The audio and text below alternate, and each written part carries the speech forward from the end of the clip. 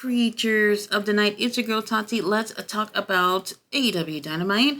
I think it's really important to point out that All Out is less than less than 2 weeks away, and we just had All In. So it probably feels like we had to take in a lot today in terms of the matchups that has been announced for this pay-per-view. So it kind of seems like things are happening pretty quickly. Things are building up pretty quickly to really cement what we're going to get for All Out. Now, surprise, surprise, we start off with our boy Jon Moxley coming out, and I'm just like, holy shit. He comes out to new music, and I was just like, okay, whatever. We still happy to see you. He looks smaller, but in a good way. He's bald. Facial hair is looking right. I mean, he looks so nice and clean, and I loved it. Shorty Shivani's in that ring, and to be completely honest, like, the way Moxley was just looking at Shivani, I was just like, Shivani, if you breathe wrong, you might get your ass whooped, and you know what? I'll take that. Jon Moxley is obviously having an issue with somebody, and it turns out to be Darby Allin. He wants to have a discussion with Darby Allin. I don't really know where this is coming from, but the only thing I can think of is that Darby Allin is the next number one contender, if that makes sense. Well, actually, we're going to have to talk about that a little bit more. But Darby Allin has already won his opportunity to go against Bryan Danielson at Grand Slam. And that's the only thing I can think of. I don't know any other reason why Jon Moxley would single out Darby Allin. If you would know, then let me know in the comments. I just can't think of it. And when Moxley was just about to leave, here comes Shivani going back on the mic, kind of just dismissing the situation, and not dismissing it, but just kind of moving on to the next segment or whatever else they got going on. And then Jon Moxley just gets right back over to Shivani, snatches up the microphone. And I'm like, Shivani, you about to get snatched up. And he goes, well, this is not your company anymore. And I was like, oh, was it ever? I don't know what that was about. But Jon Moxley looks like he's ready to hurt somebody. And if I was anybody over there in that company, I would be careful. Up next, we had the conglomeration back there with Renee Paquette. Willow's letting us know that her match with Statlander at All Out is going to be a Chicago street fight. Whoop-de-doo. Mark Briscoe's preaching as usual, and I'm over it. Hook over there eating a bag of chips and sharing it with Orange Cassidy. Like, that is my nightmare right there. I don't want to see it. Absolutely over it. Our first match, though, was actually a pretty great match. We had Ishii versus Heyman Adam Page, and I have to say, like, they really brought it. However, my anxiety was through the roof with this match because there was a lot of very scary spots here where at times I'm like, I don't know if Ishii's going to get up. I don't know if Heyman's going to get up. I was really worried, and I kind of felt like there was something about the referee response that just didn't feel, I don't know, something about it where it's just like he didn't respond quick enough to some of these really crazy spots in the matches. And I was just like, as much as I'm enjoying this, I kind of want this to be over because I don't want anybody to fucking die here. Really great opening match here. And Heyman obviously needing this win. He needs this win. Ishii, thank you for coming for the whole summer and putting in work. The checks has cleared, and you've been showing us how much he loves AEW and he loves wrestling. And this match was definitely one of the best matches that he's had this entire summer that we've been getting Ishii in AEW. But Heyman takes the win with a buckshot lariat. And the whole time I kept wondering, like, is Swerve going to come out and do something? Now, Swerve ends up coming out after the match. Him and Prince Nana comes out there. Swerve with that big-ass jacket for no reason. It is August in Chicago, Swerve. You don't need that jacket. Now, long story short, the both of them are going back and forth in terms of who's better. As a matter of fact, Swerve kind of dismisses that Heyman was ever even a champion in terms of, like, his reign was probably shit, so we don't even remember it.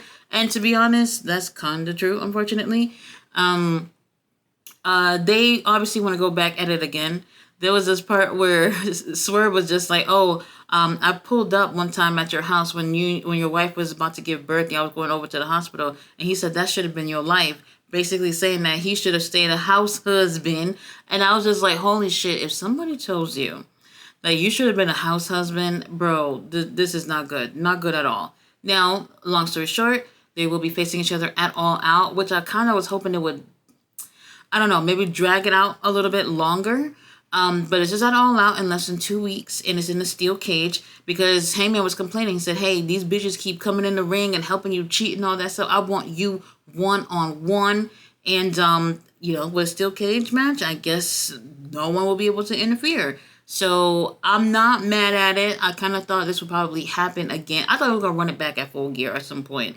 Who knows if we might get Heyman and Swerve Part 5 by then. I don't know what the situation is, but I'm okay with seeing that. What I wasn't okay with was that after all that, Heyman just walks away after Swerve ends up bringing up his family. And it's just like, bro, what the hell? Like, you walk away after he started talking about your family instead of throwing hands or something. I don't know. You've been seeing this unhinged side of Heyman. And for whatever reason, that moment where that unhinged side of him should have came out, he just ended up tucking his tail and fucking walking away. And that I didn't like. After this, we have our girl, Jamie Hayter. She's back with her first match against Harley Cameron. Not good. Not good at all. I can't get in the ring and do what they do, but I honestly feel like Harley is very inexperienced, and going against Jamie Hayter, I'm sorry, Jamie Hayter first match back should have been against someone else. This was not good. Unfortunately, Harley was in this position where she just was messing up and Jamie had to save her, and the match not great, but it looks like maybe something is brewing between Jamie and Saraya, who's ringside throughout that match. And honestly, we could have done without this and had a better opponent for Jamie. Jamie obviously take the win with a haterade, and our girl is back. Let's give her something better to do, Tony Khan. Renee Paquette back there with the learning tree and Roderick Strong. Roderick somehow got thrown into this learning tree foolishness, and he's talking about he's happy to be in the Jericho vortex, and I'm just like, that's not a compliment at all. They're going to be going against a conglomeration later on in the night, and honestly, I'm fucking over it. Now, we have our boy Maxwell Jacob Freeman, who comes out, and he had his nice little suit, he has a black Burberry scarf on, and unfortunately, he had kinesio tape just going vertical all around his neck, and I'm just like, I have never seen anyone wear kinesio tape like this. Insane.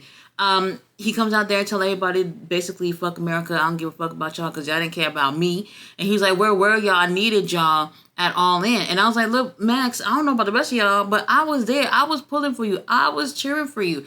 Everyone else, I cannot account for everybody else. Now, he goes on to say that things will never be done between him and Ospreay, and that Ospreay's a little cheater. And to be honest, he kind of is, because Danny Garcia came out there and helped. And that he's a fucking monster for using the Tiger Driver 91. And for whatever reason, y'all happy that he used it, but I'm over here looking at our boy Maxwell with kinesio tape surrounding his whole fucking neck. Praise for Maxwell. Now, he says, you're really close to getting that world title one day, and I know you will, but when you are just inches away from getting it, he's going to make sure that he doesn't. And I believe him. He will make sure it doesn't happen. Now, since we're talking about cheaters, obviously Daniel Garcia names get brought up, and then while he's talking about Daniel calling him a fucking bum, Daniel Garcia comes from out of thin air and attacks Maxwell, and I'm just like, look at this, y'all cheering when Daniel Garcia is hurting a man that's already hurt, his neck is hurting. The crowd obviously loving it, and it took a while before the use of security guards come out and do something. Surprise, surprise, they actually was being a little useful, keeping them away from each other.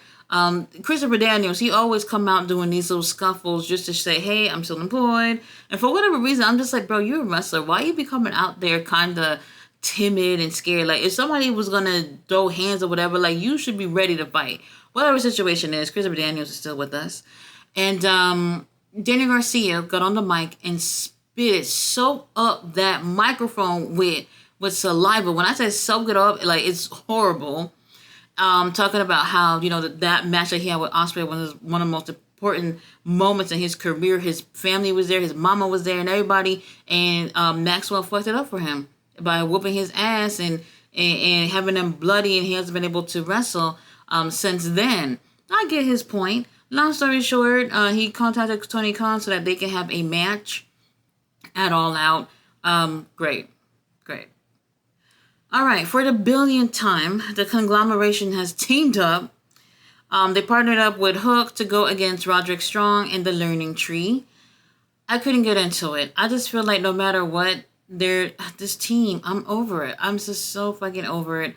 I can care less about the Learning Tree, but I will say Big Bill and Brian actually look like they're doing something this time around. I feel like since they've been part of this Chris Jericho vortex foolishness, that we haven't got a chance to see the best out of them. And the last matches that they both had before, and then this one, I feel like you're seeing a little bit more of them. So I guess I could appreciate that. Other than that, Orange Cassidy, every time I see Orange Cassidy, he rolling out the ring for something. Every single time. I don't know what we're doing. Now, like I said, I couldn't get into it. Could not care. Hook ends up taking the win via the Red Rum on Roderick Strong of all people. Now, here's what happened. Now, when he had it locked in, Roderick had his foot on the rope the whole time. And obviously, I think that was obvious because I felt like in that moment, if y'all watch it back, it felt like Aubrey was forcing herself not to look at Roderick's foot on the rope. And I was like, well, why is she acting like she don't see it? Like, I could tell that she's trying not to focus on that. And then he ended up taking the win with that. And I'm just like, what the hell? And then here is Mike Bennett, Matt Taven coming out to do the Lord's work and attack Hook. And then everybody at ringside started fighting. They kind of forgot about Hook and just left him. All the conglomeration went on to fight the Learning Tree as they're making their way towards the back. And Hook is getting his ass whooped by the Undisputed Kingdom, and rightfully so. And then Roderick ends up holding up the FTW title in the air. And I said, Lord have mercy. This is not what we're doing with Roderick Strong of all people. No, I'm not with it. I don't care to see Roderick winning this. Roderick had the international title, and I thought he was cooking up. He was doing such a great job. He's one of the best wrestlers on that roster. I don't care what anybody say. Come fight me about it. And now him getting into that little vortex of I'm not with it at all. They don't make anything official about them having a match or anything. But as the Undisputed Kingdom are leaving, Roderick is saying something about Hook in front of the mic. I mean, not in front of the mic, the camera. I didn't catch what he was saying because he doesn't have the microphone, so I can't hear too well. But he seems to be calling out Hook, and I'm just like, holy shit, I'm over it. Now, after this, we have Mercedes Moné. She throwing a little party back there. And she looks so great. Like, the outfits, the hair. She even had, like, a braid that's made into, like, a crown. It's so pretty. And then Camille, though, for me, Camille was looking like a snack. I was just like, hold on. Everybody's focusing on Mercedes and how great she looked. I think Camille looked like the prettiest one in the room to me.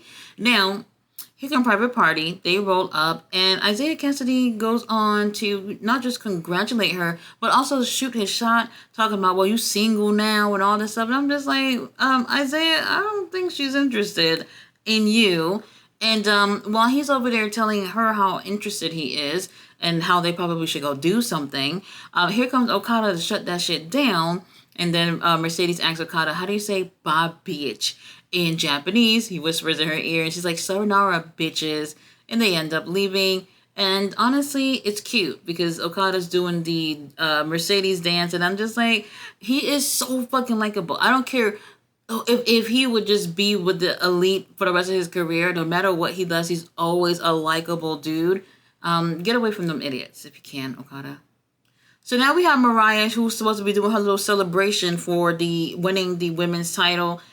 She has a robe on, and to be honest, I was turned off about that completely because it's giving Toni Storm vibes once again. And I'm just like, girl, you won the title. What are we doing?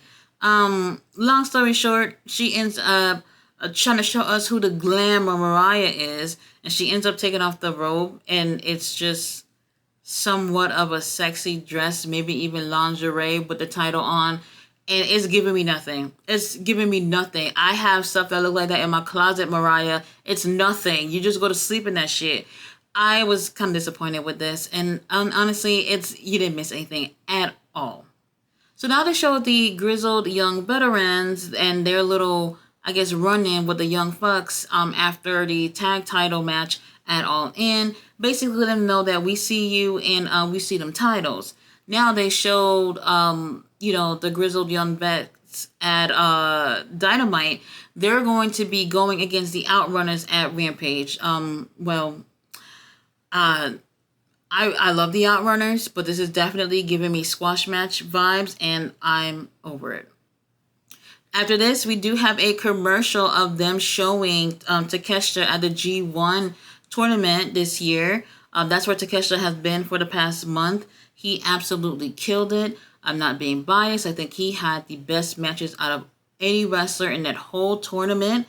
If y'all could get a chance to watch any of those matches, they were just really great. And the whole tournament I thought was great, but Takeshita for me felt like the MVP of the whole damn thing. It's great that they were able to show this little package so people can see what he's been doing. I wish that they were kind of keeping people up with what was going on with Takeshita over there. He could have used some of them tier leaders and extra prayers. Maybe he would have ended up in the finals with Zack Sabre Jr., but that didn't happen. Takeshita will be back. He will be on Rampage. I know a lot of people are not happy to hear about that, but he's going in a 4-way match. It's going to be him, Beast Mortos, Commander, and Leo Rush. I think if it was me personally, I would just do Takeshita and Beast Mortos. Everybody else, y'all good or whatever, but I think that would have been the match right there, especially a great match for Takeshita to have to come back to AEW. Now, after this, we do have our main event. We do have Kyle Fletcher versus Ricochet. I thought this was a great match, and as soon as they announced Kyle Fletcher to be his first opponent, I thought this is the perfect guy for him to get in the ring with. Unfortunately, I've been seeing things about people saying, well, Ricochet, now that you're in AEW, I can't watch you anymore. And I just feel like that is just so stupid. What are we doing? If you're a fan of pro wrestling, you'll watch wrestling anywhere. You'll support your favorite wrestlers no matter where they are. And I just feel like shit like that is just so stupid. It's so stupid. He has a really great match with Kyle Fletcher. And Kyle Fletcher, he is so much bigger than I initially thought. Kyle Fletcher moves so well for someone who's taller and slightly bigger than your average high flyer. And I sometimes I feel like he doesn't get enough props. He's made so much noise this year, and I'm so proud to see where Kyle Fletcher is. This is really interesting because I do feel like maybe at some point that Ricochet might have hurt his leg. Not like, oh, take him off the shelves, he's injured, surgery type of thing. But I feel like maybe he pulled a muscle or some shit like that where for a moment or two, it kind of seems like he was trying to work through that. The match I thought was really great. They had really great chemistry with each other. I wish it was a little bit more, I mean, for his first match, I thought this was really great. I would have loved to see more exchanges with them. For those of you who probably think it's random that that's his first opponent, they've been having somewhat of a Twitter beef for since All In. So if you're not on social media, then you probably would not know about that. Really great match, great effort from Ricochet. I thought it was really great. Kyle Fletcher laid it out after the match, and immediately after Ricochet takes the win, our bruh William comes out. He comes out, and then he puts the international title, I was about to say American title, onto the ground while he's standing on the stage, and he's about to say something. And right before he can really even say a word, Pat comes out of the blue with a poison Rana. I'm not gonna lie, I thought Osprey might have been dead for a second. Like, it was not good. For it to be on the stage and you hit your head on that floor, not good at all. I think a lot of people saw that, probably was scared for him. I hope he's okay. I'm sure he got hurt, but probably not dying. Pac just got on the mic and he's just like, look, William, I'm next. It's you and me at All Out. I don't know what Ricochet doing here, but get your ass to the motherfucking back of the line. And he meant that. He absolutely meant that. And honestly, I kind of agree. But they teased it in a way where it's like, oh, I know everybody wants to see Osprey and Ricochet again, but just not right now. What was interesting, though, after this, we see Jon Moxley walking out the arena. He ends up getting his hands on one of them unimportant people back there. And then out of the blue, a woman comes out. She has sort of like reddish hair, and she's wearing all black, and she's beating up on the guys too. And it turns out to be Marina Shafir. And I thought that was so interesting because months ago, like earlier this year, we've heard comments from BCC saying that they would love for Marina to join their group. And here they are. But people are still kind of confused if Jon Moxley is still part of BCC after whatever's going on tonight. We don't know. But we'll see. After this, Danielson come out there to address his future. And I was just watching. I was like, this is a way to get people to just stick to the rest of the fucking show. We know Danielson not going nowhere. Long story short, he's not going anywhere. He's emotional about his match, and he's letting people know that he's gonna have to have neck surgery soon. His family want him to be home, and he's gonna have to do those things. But he's gonna be a reigning defending champion. He's gonna ride out the rest of this, and once it's done, then he will be done as a full-time wrestler. Yeah, I remember full-time wrestler. So he will be back part-time. But then he goes on and issue a challenge. He said the first motherfucker in here to challenge me for the title will go against me at All Out. And who was it? Jackson Perry. Jackson Perry had his little video package back there. And I'm just like, oh, to be honest, I was not happy about that. Am I happy that Jackson Perry can get an opportunity? Sure, but he has a TNT title and really hasn't done anything with it. But we're moving on to just going for the world title. Great, Tony Khan. Great. After that video is over, Jackson Perry comes from behind and attacks Danielson. Where was Moxley? Yuta? Where was Claudio? Where are all the gal pals, part of BCC, that didn't come out to come make sure that Bryan Danielson was okay? I'm personally not feeling it. This is just another way of keeping other titles off of the pay-per-view. Trios titles won't be on the line because Pac got Ospreay. TNT title won't be on the line because he will be going against Bryan. So I don't know. It felt like a lot to take in terms of building for the pay-per-view. You got less than 2 weeks. You're going to have to just work with what you got. So show, not bad. Just a lot to take in. From now until we get to that pay-per-view, they're going to have to put in a lot of work so that, people can feel content with the pay-per-view. We have a little bit of time to build up for it. But this episode of Dynamite, not bad. Not bad. Guys, thanks so much for watching my review. I'll be back tomorrow with Ring of Honor. Bye.